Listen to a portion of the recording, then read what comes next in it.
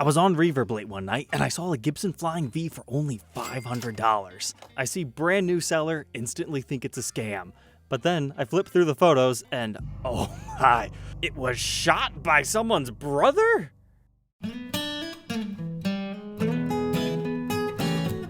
With a story like that, I had to message the guy. And 1 week later, it arrives in the Frankenstein box, as he called it. And ultimately, he just decided we should do this on a phone call. So we'll get the full story here in a minute, but let's just go ahead and check out this thing in person.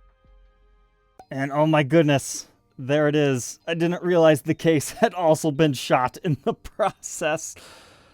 Oh boy. All right.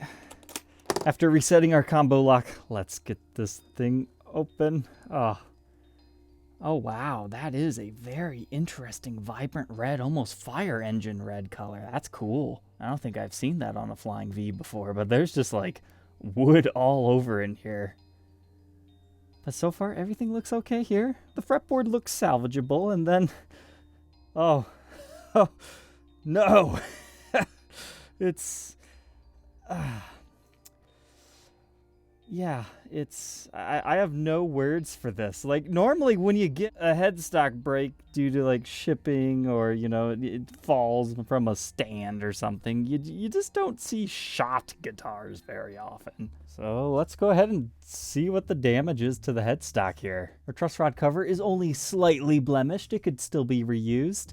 We're missing one of the Grover tuners. Technically in the case, so it'd be alright. You just need to repair the wood where it is. And not that there's a lot of wood in these headstocks to begin with. There just seems to be a little bit more missing than usual. But look, this was a custom shop Flying V, but it dates to the 96th day of 1998. Besides our damage there, I mean, the wood is just literally cracked everywhere. Headstock wing all over in here. You've got some additional splintering up here. But as I dig around all the puzzle pieces here, you can actually see some big chunks of the headstock left.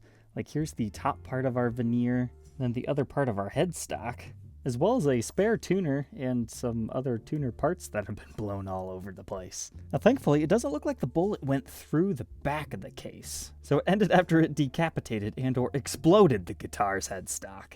But now getting the thing out of the case, as I was telling you earlier, this definitely was a custom order because this is like a Ferrari red thing going on. I just thought it was like a see-through cherry color in the photos, but no, this thing is really cool. One of our knobs has been obliterated as well. And right now, I'm kind of thinking it would be cool to convert this into a headless Flying V, but now that I'm looking on over to the other side, there's definitely a lot of damage to the neck as well. Like the shock of the impact just created so much damage, and all up this side as well. Let's see, do we have anything left in the case here? All right, we do. We've got what I assume to be the original bridge and tailpiece, as well as their mounting studs, a polished cloth, looks like the pickguard screws, and our custom shop paperwork matching with the serial number. That's cool that he still had that. Now over here on the workbench, I was curious. He said that this was stored in an attic by his brother in California where it gets to like 120 plus degrees. So I was curious if these pickups actually even worked. But within the circuit, yeah, they read just fine.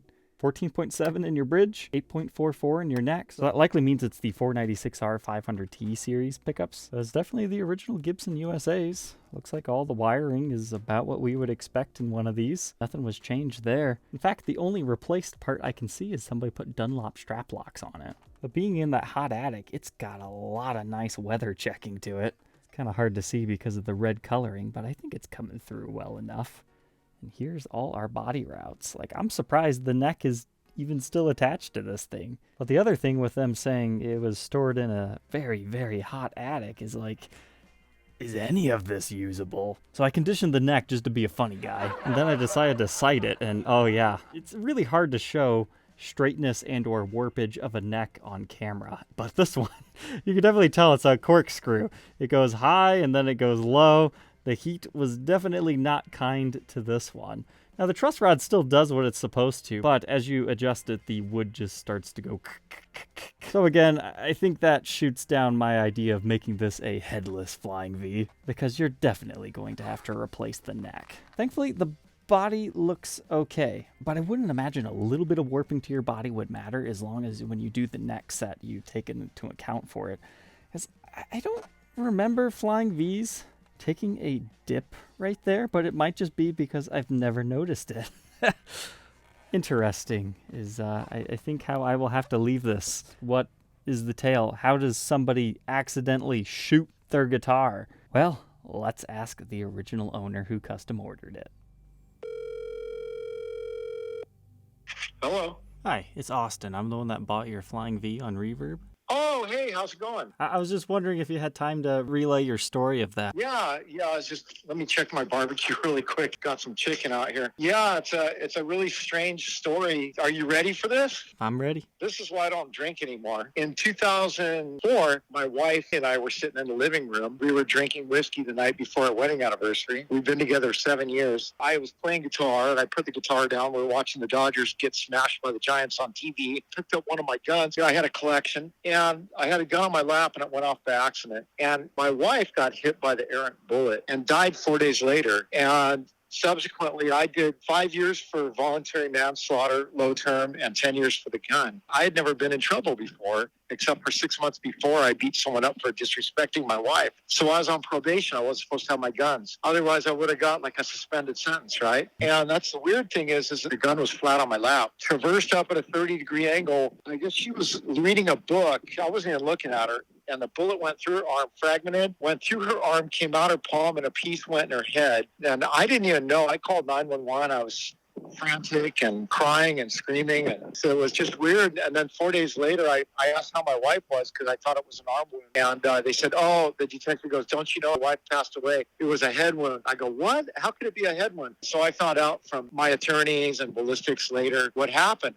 I got all kinds of flack from my family and my brother saying, I don't know how you could accidentally fire a gun, you idiot, and da-da-da. And so I went through all kinds of not only the grief of losing my wife, of being accused of it being murder, but it got found to be an accident. So years later, I'm doing my 15-year prison sentence. Oh, I'd say about 10 years ago it probably was. My brother had one of my double pistol grip shotguns, and he was showing one of his friends. It holds 8, right? And he thought he shucked all of them out. His friend had come over to his house, and he had both my Flying V's sitting in his room. One of them was in the case, and one of them was in the zip bag, back to back. The custom shop one is the one I sold you. It's in the case. The shot then went off, and the only place the shot went was it blew the headstocks off both guitars. No pellets went anywhere else but the cases and the guitars. And if that's not like a ghostly, ghastly thing, my brother said, can't believe it. I thought I emptied it. And I said, yeah, you see what happens?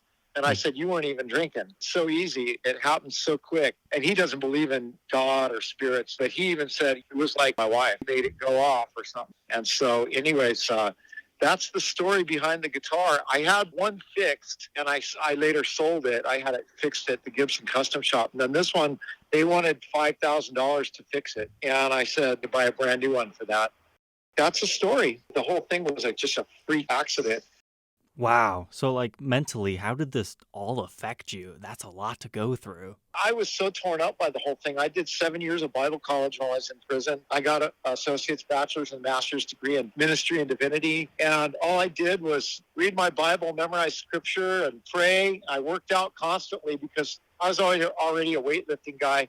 Did you ever play in any bands? I used to play guitar professionally in a band during my electrician apprenticeship back in the 80s. Later 80s, early 90s, I moved away from my hometown, and my parents put me through a helicopter school. I got 3 helicopter licenses, a private, commercial, and flight instructor license. Later that same year, I got my flight instructor license. My mom died. I went through police courses, got straight A's in college. Then I was recruited to go to police academy. I graduated with a 90 percentile, which is a low A. And then my dad, as I was hunting for a job to be a cop and actually was going to be hired up north with an agency. My dad begged me 2 weeks before he died in 1996 not to become a cop. He had a bad feeling about it. And subsequently, I moved back down here grew my hair back out, started partying again, hooked up with my wife.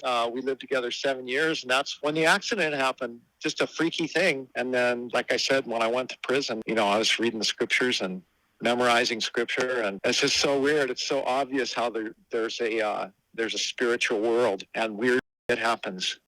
You said this was a custom order. Did you do it for any particular reason? Well, I just did it on a lark. I used to have red everything, like my pickup truck, my big red raised Dodge truck. I'd say 1997, that thing we used to play beautifully. It had like a spirit of its own. It was like no other. It was a great guitar, and I used to ask my brother what happened to it. And like I said, the idiot blew it up and put it up in the attic. So you never knew it got shot through until you got out of prison? Not until about 4 years ago. Oh, wow. Yeah. But you know what's funny? You would call me today. I still am like a kid at age 59, and I just cut my hair off. I just picked up today a white Gibson Flying V, every bit as good as a custom shop one. Now I use subdued colors like white and turquoise, my two favorite colors. But I don't buy anything red or black. Weird feel to it, angry feeling or a dark feeling. So now I just, do colors like you might see in heaven. Yeah. Well, after everything you've been through, I can totally understand it. Yeah, thank you. So if money wasn't an object, somebody was doing this all for free, what would you do to this guitar? I would have got it rebuilt, painted turquoise, and put a Floyd Rose tremolo on it. That's kind of similar to the Richie Faulkner Flying V that just came out. Thank you for sharing your tale. I'm glad you called. I hope you stay in touch. Well, wasn't that just something? I wish I could get you a playing demo to round off tonight's episode, but nah, that's not going to be possible, and I'm not the right guy for this particular job because it basically just needs to have a new neck put on it. So that means I'm going to be putting this one up for sale because I was initially thinking, okay, worst case scenario, everything's unusable. Maybe the husk is worth a couple $100. We've got the pickups we could sell. The case is worth like $300 before I knew it had a bullet hole out of the top.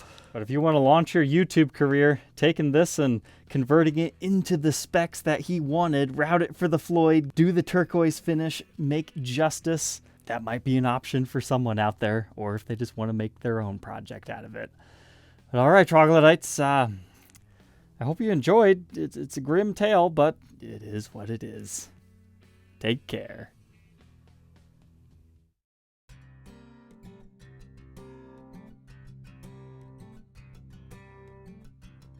You're okay if I use this recording then? Yeah, just don't use my real name or anything. Gotcha. Yep. It was just such a horrible thing to happen.